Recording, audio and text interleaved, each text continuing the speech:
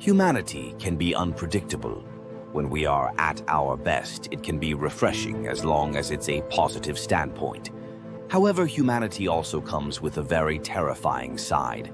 Sometimes when things are bad, it's real bad, and the good can come at one hell of a price. Today, I'm going to cover a maniac who committed an atrocious crime. This is the case of one Mark Barton. On July 29, 1999, a shooting spree occurred at two Atlanta area day trading firms, Momentum Securities and the All-Tech Investment Group.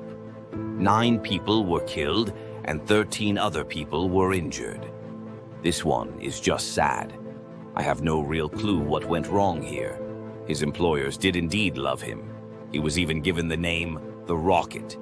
It seems like a switch flipped and he lost his mind. On the surface, his life seemed fine. He had a wife and kids. However, before he even went on his killing spree, he started his work early. He killed his wife and kids with a hammer. They never got a chance to get out of bed. A very tragic end to a beautiful family. Barton's family moved to Alabama as his employer required him there. Barton grew paranoid and started distrusting his wife. He lost his employment after his performance plummeted. He was also caught sabotaging data of the company that had fired him and served a short jail term for this retaliatory act. Barton found a new employer in Georgia and a mistress in one of his wife's acquaintances with whom he had an affair. Spivey and her mother Eloise were killed by bludgeoning. Barton was the prime suspect in the double homicide, but he was not charged due to a lack of evidence. He always denied having had any part in them, including in the note that he would leave behind with the bodies of Lee Ann Vandiver and his children in 1999. Despite his denials, authorities still consider Barton a suspect in the 1993 murders. Barton had received a $294,000 insurance settlement from his first wife's death and used the funds to finance his day trading career, preferring high-risk internet-related stocks. He married Vandiver, his former mistress, in 1995. His mental health continued to deteriorate, however, and he began to suffer from both severe depression and paranoid delusions. In the month prior to his killing spree, Barton had lost $105,000, and Momentum Securities had canceled his account. Barton went to the offices of his former employer, Momentum Securities, in Atlanta. Witnesses say that Barton briefly chatted with co-workers and said, "I hope this doesn't ruin your trading day," before suddenly pulling out 2 pistols and opening fire. He shot and killed 4 people and attempted to execute Brad Showmail, who was shot 3 times at point-blank range. Barton then walked to the nearby All-Tech Investment Group building, where he lured Brent Doonan and Scott Manspeaker, his former bosses, into a private room with assistant Kathy Camp, telling them, "I've got something you're going to want to see." He opened fire, wounding all 3, with Doonan being shot 5 times and Camp being left blind. He then left the private room and murdered an additional 5 victims. Barton left the scene before police could arrive. He had fired a combined total of 39 shots at the 2 locations. The police searched his house and found the bodies of his family and the notes that he had left with them, in which Barton vehemently denied responsibility for the deaths of his first wife and mother-in-law. An intense manhunt ensued. 4 hours after the All-Tech Investment Group shooting, Barton accosted and threatened a young girl in Kennesaw, apparently attempting to secure a hostage for his escape. The young girl escaped and called police.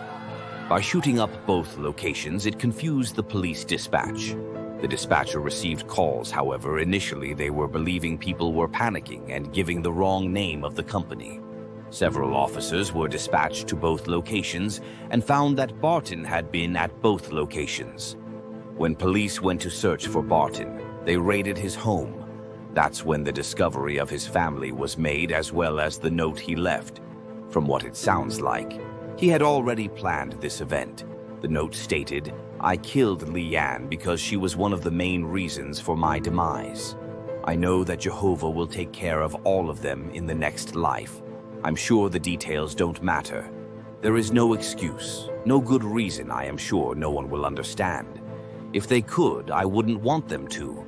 I just write these things to say why. Please know that I love Leanne, Matthew, and Michelle with all my heart.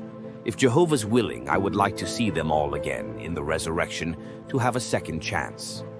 I don't plan to live very much longer, just long enough to kill as many of the people that greedily sought my destruction. The police finally managed to catch up to Barton. He was spotted in his minivan, and this is one of the things I despise most. You see, when law enforcement attempted to apprehend him, Barton shot and killed himself and was unable to face real justice.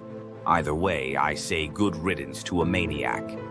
I'm sure the families could care less of your stress and reasoning considering innocent people were wounded or killed. Many people took a ripple effect behind this pointless shooting, and there's no explaining this shit to the families for taking away the lives of their loved ones. So burn in hell, Mark Barton. The sauna gets hot and there's no air conditioning unit there, but there's no day trading there, so you don't have to worry about being a loser in hell like you were at life. Some killers become killers due to lack of affection. Some become killers because they stopped getting their way. Whatever the reason, most killers are born based on their own self-absorbed thinking. I'm going to cover a woman by the name of Esti Carranza, who wanted to start a family, and stopped at nothing to get it. Without further ado, let's get on with it. According to sources, Esti Carranza had always wanted to start a family.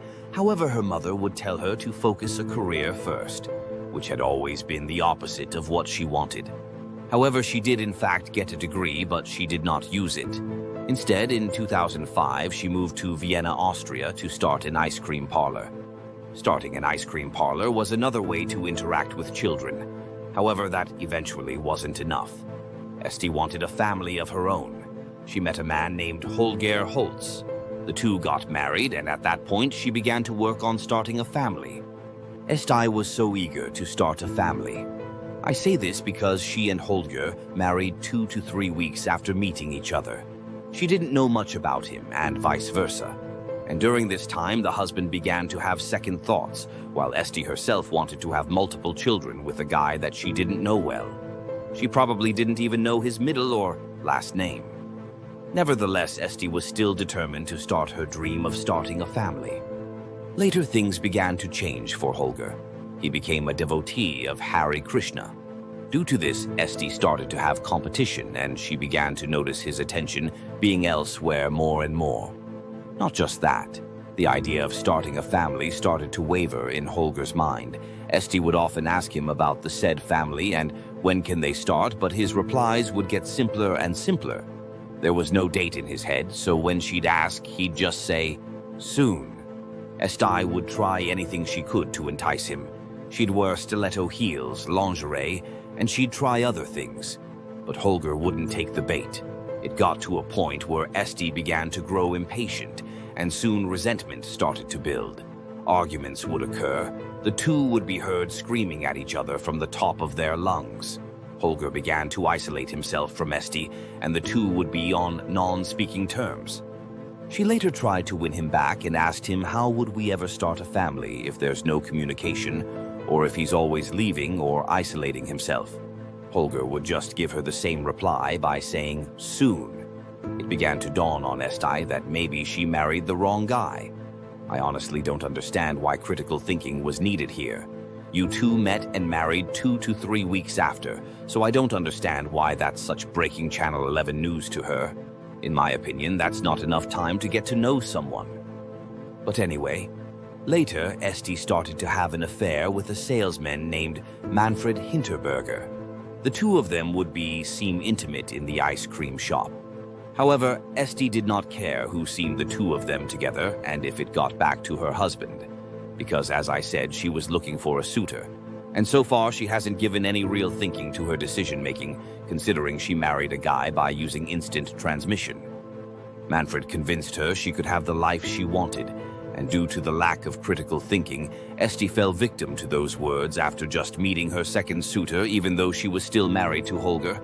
Patience is definitely not a virtue here. Now, during this time, she and Holger eventually began to head to divorce, but they still lived under the same roof. Esti planned to move with Manfred once the divorce was finalized, and then the two were planning to get married. However, even her foolproof master plan of marrying Manfred and having babies didn't go as planned. He left her, and was also later seen with another woman. Feeling embarrassed, she, for some reason, tried to run back to Holger. However, she did not get the sympathy she was expecting to get. He apparently said things like, "Well, it looks like you're going to be lonely and childless." According to sources, he'd say all sorts of mean things to her, and he belittled her in every way possible. He eventually pushed Esti over the edge with the insults. For some dumb reason, Holger thought it was a brilliant idea to leave his .45 pistol sitting on the counter. That mistake would cost him dearly. Esti grabbed the gun, and as he was playing video games on his computer, she pointed the gun to the back of his cranium and pulled the trigger twice. And as he slumped over his computer board, she walked up and put another bullet in his head for good measure. The defile didn't stop there. She cut him up. According to sources, she had to stop and take breaks and get back to work, dicing him up. And once she was done, she stuffed his parts in ice cream buckets. She first tried to set his body on fire, but that plan didn't work. Neighbors who caught the smell would ask her what the smell was, and she told them she was cooking fish. Seeing as setting him on fire didn't work, she resorted in cutting him up and putting him in ice cream buckets. She even had passing strangers helping store the buckets in the freezer in the garage. I wonder, what if someone wanted ice cream and opened a bucket? You'd be caught there. Like I said before, she lacks critical thinking. One thing I can say that was critical thinking is she added cement to stop the body from decomposing. But every now and then she'd still get a smell, and since no one has caught her, she set out looking for another man. However, she didn't have to look far because Manfred returned and asked for another chance. I guess the other woman didn't have critical thinking either, so he went back to settle, in my opinion. However, after a year of no babies, Esti grows impatient again. They began to argue a lot. One day they went to dinner and Manfred happened upon an old female friend. This enrages Esti because she saw it as flirting. Manfred, not making the situation any better, made a remark by saying, "Maybe I'll have a baby with her instead." Esti wanted to talk about what he said, but he didn't want to, so he went to bed. Esti gets even more enraged, and making it even worse in her eyes was he started to snore. So Esti grabbed her gun, pointed it to his head, and she pushed his wig back. And that stopped the snoring. Much like the first husband, she cut his body up and stuffed him in ice cream buckets. November 2010. Esti has a nice collection of ice cream buckets and is still out looking for a suitor. However, she ends up having a plumbing problem, causing technicians to arrive at her shop. They smelled something unpleasant, and one worker knocked over a bucket and discovered a human leg. Esti notices this and flees to Italy.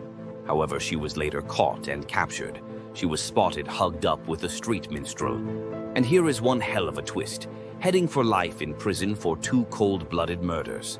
Esti is given a medical exam. Lo and behold, she was pregnant.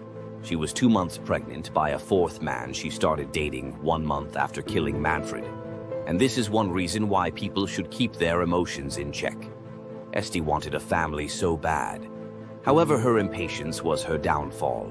Her baby is being raised by her parents in Spain because she was stripped of her freedom in 2012. And she is now shackled to prison and doomed to never raise a child.